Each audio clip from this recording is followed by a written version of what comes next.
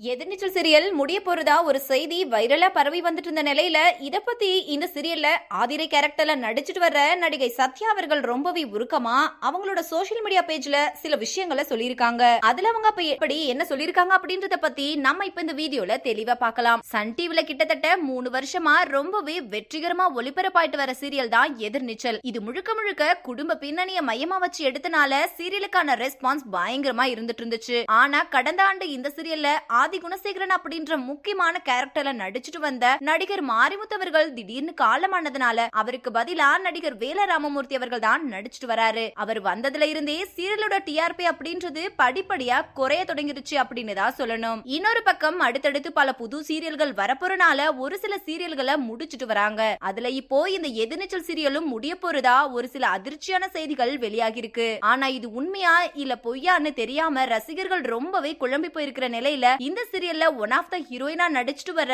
நடிகை சத்யா அவர்கள் அவங்களோட இன்ஸ்டால அக்செப்ட் தி திங்ஸ் எண்ட் அப்படின்ற ஒரு போஸ்டர் ஷேர் பண்ணிருக்காங்க. அது மட்டும் இல்லாம கூடவே எதிர்நீச்சல் சீரியலோட சில போஸ்டும் போட்டிருக்காங்க. இத பார்த்துட்டு இப்போ ரசிகர்கள் ஒருவேளை அப்போ எதிர்நீச்சல் சீரியல் முடிய போறது உண்மைதான் போல அப்படின்ற மாதிரி ரொம்பவே சோகத்துல இருந்துட்டு இருக்காங்க. ஆனா எது எப்படி இருந்தாலும் டிஆர்பி கம்மியான காரணத்தினாலதான் இந்த எதிர்நீச்சல் சீரியல் முடிச்சா கண்டிப்பா யாராலுமே ஏத்துக்க முடியாதுன்னு தான் சொல்லணும்.